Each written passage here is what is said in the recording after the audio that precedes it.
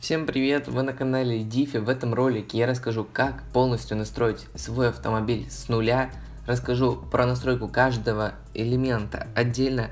Я надеюсь, этот ролик будет доступный, понятный, и если вы раньше не могли настроить свой автомобиль, то после просмотра этого ролика я надеюсь, что у вас получится это сделать. Так что смотрите внимательно, показывать буду на примере своего Volvo. Volvo мое необычное, оно имеет мотор от Lamborghini Huracan Spider. Короче, Volvo полностью заряженная на нитро, но почему тут 1079 лошадиных сил на тонну? Было же больше. Да, было больше за счет того, что был настроен автомобиль.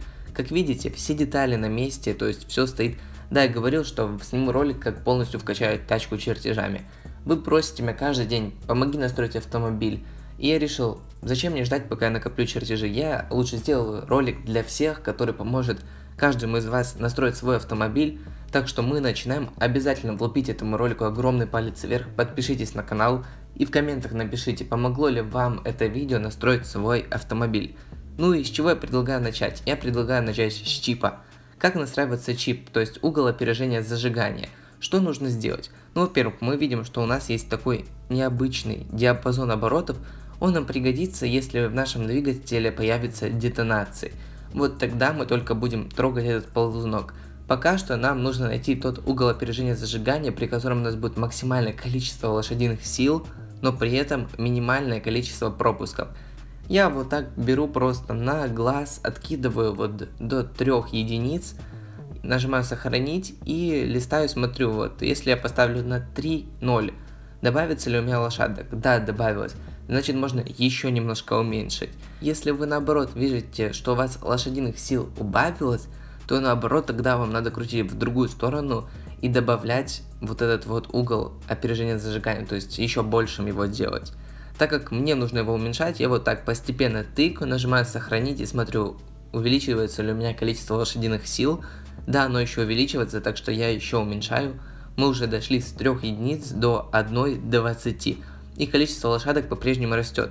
Но если вдруг вы приходите к тому, что количество лошадок начинает падать, вы начинаете крутить в другую сторону. Но не надо крутить на 20 единиц, начинайте крутить на 1 единицу. Тем самым ищите вот то количество сил, которое будет максимальным при вот таком вот угле опережения зажигания. В моем случае 1.3 дает нам больше всего лошадиных сил на тонну. И теперь смотрим, что по пропускам и детонациям. Пропуски убирать легче, но мы видим сразу, что двигатель выдает детонации. Это нам не нужно. Мы видим, что у нас 1.2, 1.3, 1.4 дает одинаковое количество лошадиных сил на тонну.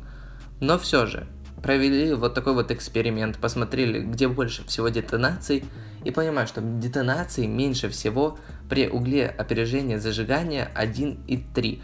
Значит, оставляем все-таки 1.3. Теперь, чтобы убрать детонации, нужно воспользоваться вот этим вот диапазоном оборотов. Вы берете просто вот эту стрелочку, тянете в сторону по чуть-чуть, вот добавляете в 2 раза больше, можете ее сделать. Добавить еще 1000, то есть 1000 оборотов добавляете в среднем и проверяйте. Ну вот, я добавил 1100 оборотов и хочу посмотреть, уменьшилось ли количество детонаций. Если не уменьшилось, то мы еще крутим эту стрелочку вправо, получается. Так как у меня оно не уменьшилось, я беру вот так еще вот буквально на 600 единиц вправо.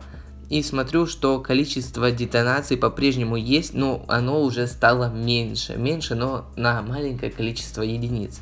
Значит, мы с вами продолжаем двигать ползунок, регулируем дальше диапазон оборотов и ищем то значение, где у нас не будет вовсе детонаций. Так как детонации приводят к поломке двигателя, можно сразу только завести движок, тачка просто задымится и никакого заезда даже не состоится. Ладно, пропуски. Пропуски мы позже уберем. Нужно вот реально решить вопрос с детонациями. И этот процесс очень длинный. Вы можете искать это положение и 5 минут, и 10. Можете за минуту найти, за 30 секунд. Это все будет зависеть от вашего опыта. Возможно, везение, возможно, вы сразу тыкнете и попадете в нужное вам значение. Но как только вы настроите диапазон оборотов, вы сможете обратить внимание на то, что у вас изменился сам угол опережения зажигания. Но при этом осталось то количество лошадиных сил на тонну, которое вы нашли изначально. То есть оно не изменилось, но при этом еще и пропали детонации. Но чтобы убрать пропуски, вам нужно будет еще покрутить угол опережения зажигания на 1 единицу вперед-назад и найти вот именно тот угол, при котором у вас еще и пропусков будет меньше. В моем случае я сделал так, что пропусков у меня 10, это нормально, когда у вас пропусков до 20.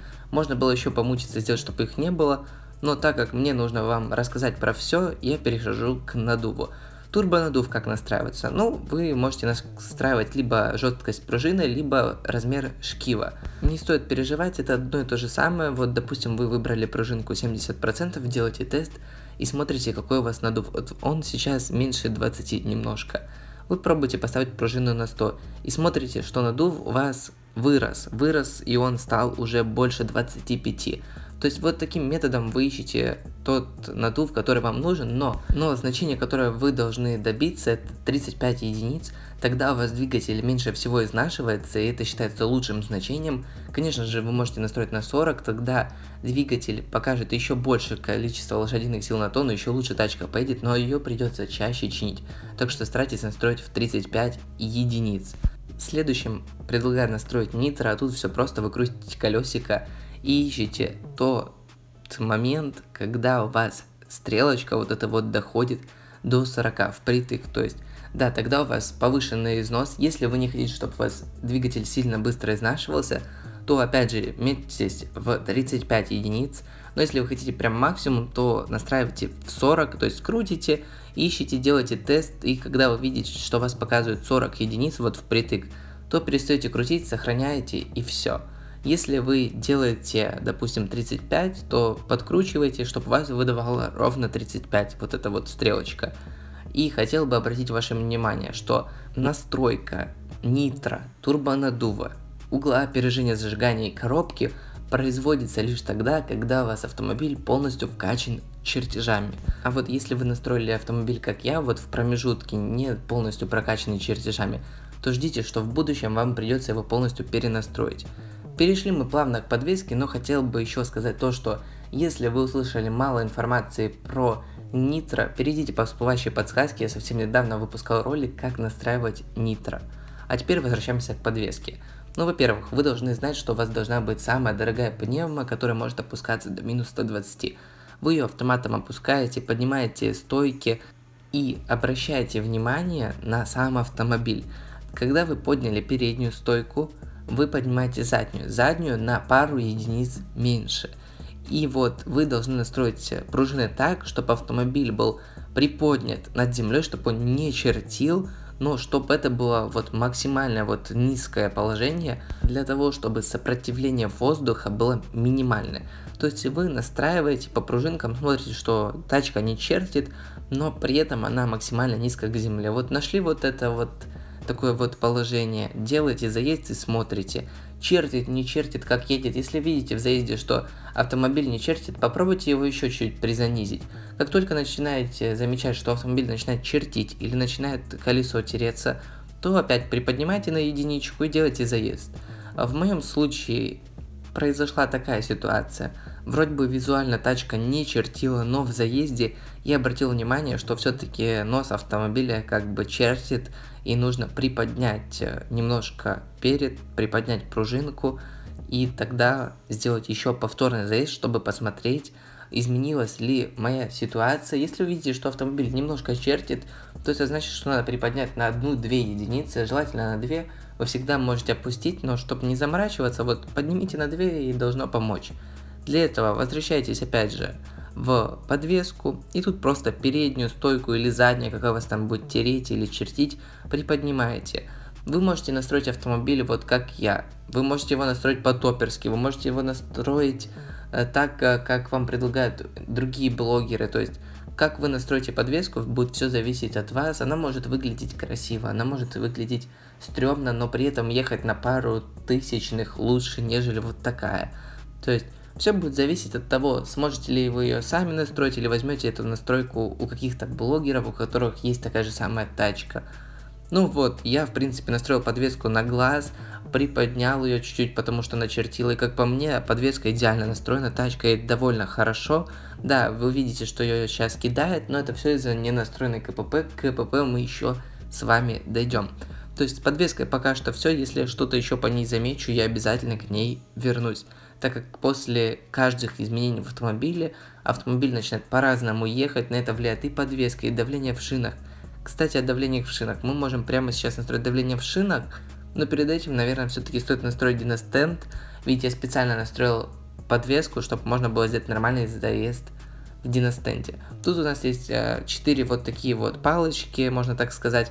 3 из них отвечают за выставленные нами обороты, а еще одна, которая включает нитро. И сейчас я покажу, как ее выставить. Ну вот запомните, я ее поставил на 6000 с чем-то оборотов. Делаю заезд, и мы видим небольшой скачок. Это тот скачок, когда включилась нитро. И видим по графику, что когда раньше у нас стоял нитро на 1500 оборотов, этот скачок уже был раньше, и тачка уже выдавала больше пикового момента и мощности.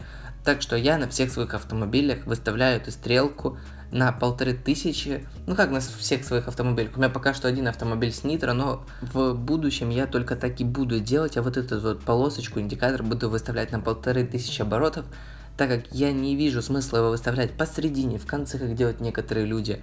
Ведь мне нужен максимальный эффект от этого нитро, пусть оно изначально работает.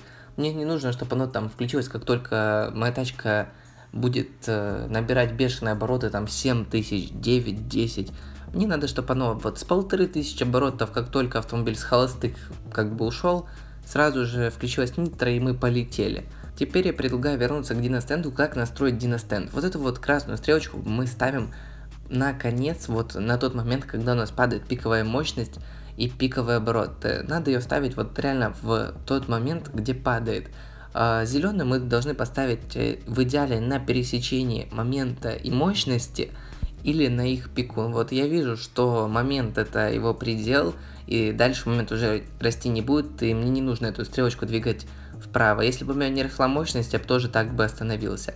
Желтую мы ставим впритык, сохраняем, и по диностенду все. Мы уже с вами разобрались с диностендом, турбо, надувом, углом опережения зажигания, подвеской.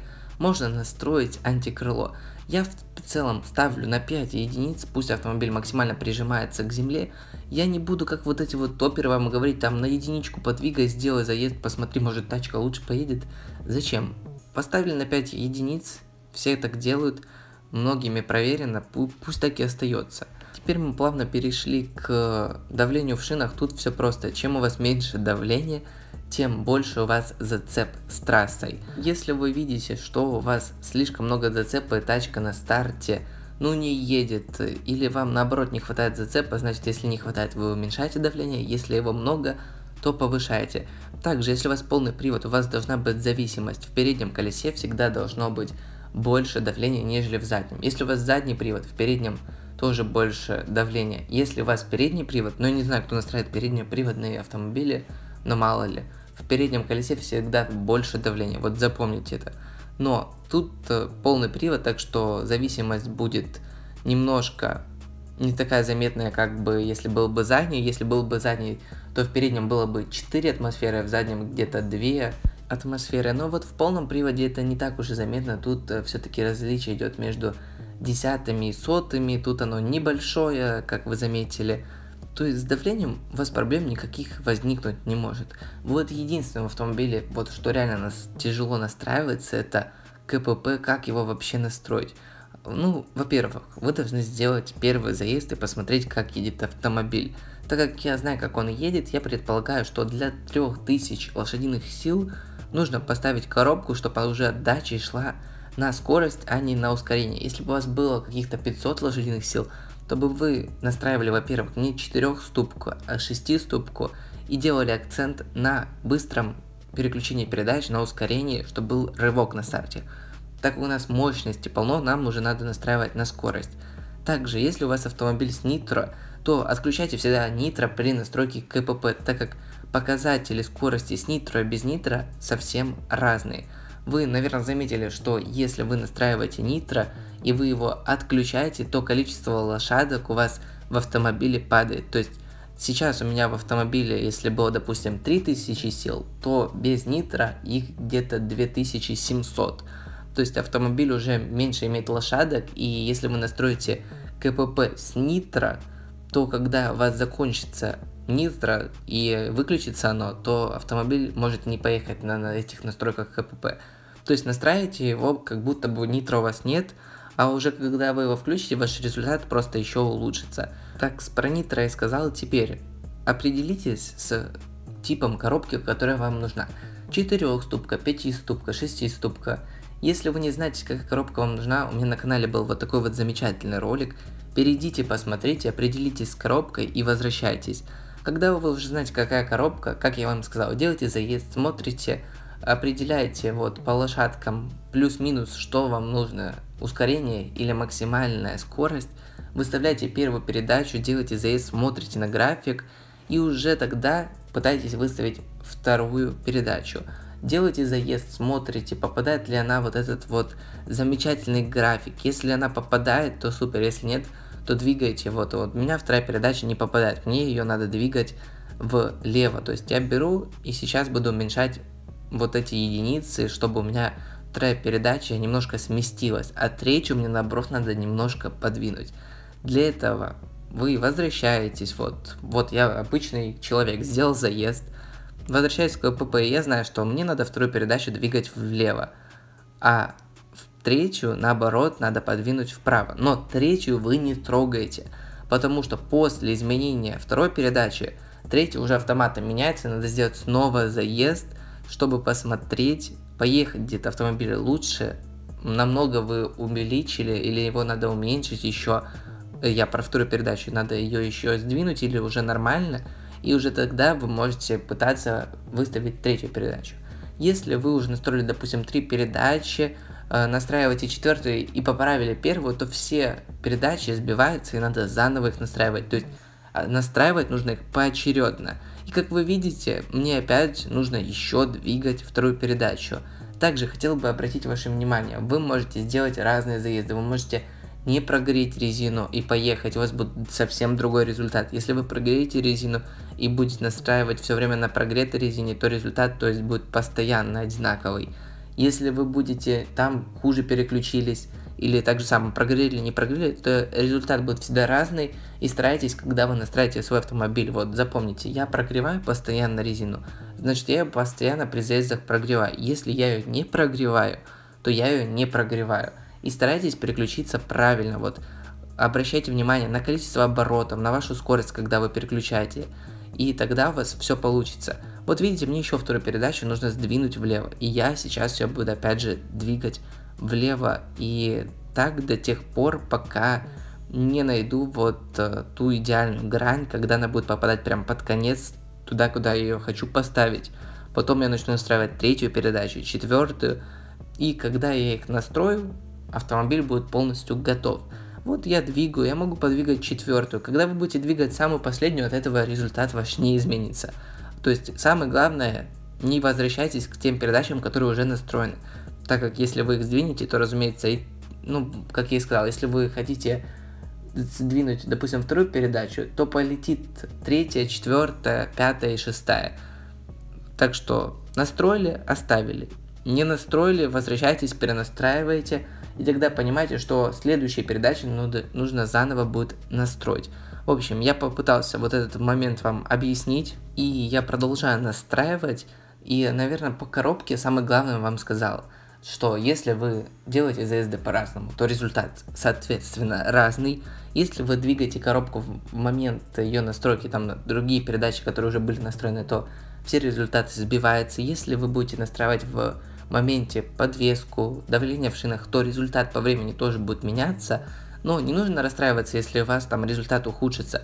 Вам нужно смотреть на финальный результат, который уже получится. Когда вы вот так подергаете, потыкаете, вы поймете, как оно работает. И когда вы уже настроите автомобиль вот полностью, вы можете сравнить результат, который у вас был. И понять, настроили вы хорошо автомобиль или нужно будет еще покопаться, чуть покрутить. Но у меня пока что все идеально, потому что это делаю постоянно, и мне кажется, что это все довольно легко. Возможно, вам, новичкам, реально тяжело врубиться, но вот все понимание к вам придет с первыми ошибками, с полученным опытом, то есть нужно рисковать, нужно крутить. Просто если вы переживаете, что вы настроите хуже, сделайте скриншот себе на телефон тех настроек, которые вы настроили, которые вы раньше ехали. и тогда опять крутите. У вас есть, допустим, для КПП несколько слотов, для этого даже скриншот делать не надо. Вы берете, открываете другой слот и начинаете настраивать. Вот в моменте настройки КПП я заметил, что у меня подвеска чертила.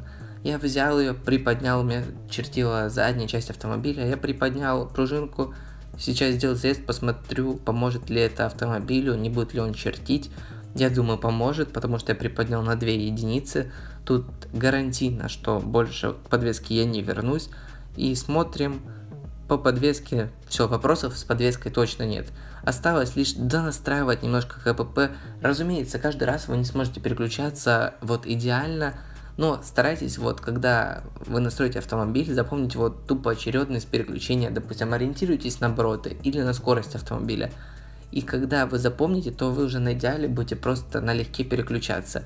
Если вы настраиваете и не запоминаете количество оборотов, на которых вы переключились первый раз, второй, не обращайте внимания на скорость, то тогда вообще нету смысла его настраивать, вы не сможете настроить. Вот, допустим, вы первый раз переключились на 7000 оборотов, а второй раз крутили до 9, а третий вообще переключитесь на 5. Так настроить коробку нереально. Вот, то есть вы крутите до максимума, смотрите, как вы переключились, потом посмотрите, где вы второй раз переключились. И тогда уже как-то у вас придет вот это вот понимание, где что крутить. Не знаю, слишком много вам информации говорю, я понимаю, что тяжело запомнить, вот просто пытайтесь слушать вот мои советы, и когда настраиваете, не теряйте вот надежды на то, что у вас все получится. Я уверен, что если вы это пересмотрите этот момент несколько раз, то вы вникнетесь и уже реально поймете. Потому что тут ничего тяжелого нет, и я это все делаю перед вами, я также сам сильно не разбираюсь в этом, я не силен, я не говорю, что мои советы прям гарантируют вам настройку автомобиля в том, что вы после моего ролика сможете его настроить в топ этот автомобиль. Но я думаю, что хотя бы сможете уже настроить свой автомобиль. У вас не будет никаких с этим проблем. Да, в топ настроить автомобиль довольно тяжело, там нужно реально делать 1000 заездов, тыкать, там, искать вот вообще эти тысячные, как я и сказал, но зачем вам прям так сильно утруждаться? Топерские настройки зачастую сливают, и вы можете их поставить на свой автомобиль. Но не думайте, что если у вас автомобиль, допустим, на 1000 сил, а вам скинули топерские настройки, что на этих настройках поедет автомобиль. Если вы хотите, чтобы автомобиль ехал на определенном количестве лошадиных сил, то тогда вам нужно его самому настроить. Зачастую там происходит только настройка коробки, все остальное в принципе везде схожее.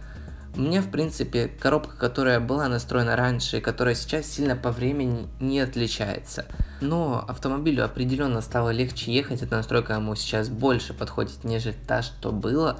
Но в будущем, как только я прокачаю автомобиль чертежами, нужно будет снова его настроить. Ведь настройка нитро, надува и КПП после прокачки чертежами будет требовать перенастройки, чем я и займусь в будущем, но я думаю, это уже будет либо на стриме, либо просто за роликами, за кадром, я этого показывать не буду. А сейчас мне просто стало интересно, какую максимальную скорость сможет развить данная Volvo с такими настройками в ПДД, ведь тут трасса самая такая длинная по дистанции, но она как бы не особо ровная, и нормальный результат добиться я не смогу, но все же я специально включил нитро, потому что переключаться идеально тут не получится, такие подскоки, но как только автомобиль найдет ту дистанцию, где он сможет зацепиться, нитро ему поможет развить эту скорость, и в целом тачка смогла развить скорость в 527 км в час, это идеальное время.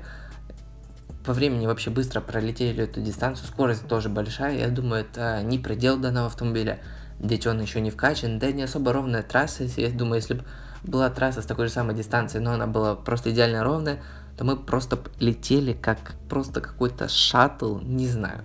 Ну, в общем, скорость бы была лютая. В принципе, по настройке я вам рассказал про каждый пункт. Если у вас остались еще какие-то вопросы, welcome в комменты, пишите, я постараюсь вам на них ответить. Также попрошу вас написать в комментах, полезный ли это был для вас ролик, что-то вы смогли выяснить. Если я допустил какую-то оговорку, ошибку, вы уж меня простите. Я вам рассказал полностью все, что знаю про настройку. Вот именно так я настраиваю свои автомобили. Возможно, есть те люди, которые настраивают лучше меня, и они по-любому есть. Ну вот я рассказал, как я знаю. Надеюсь, этот ролик вам поможет. С вами был, как всегда, Див. И не забывайте лайки, подписки. Всем спасибо за просмотр и пока-пока.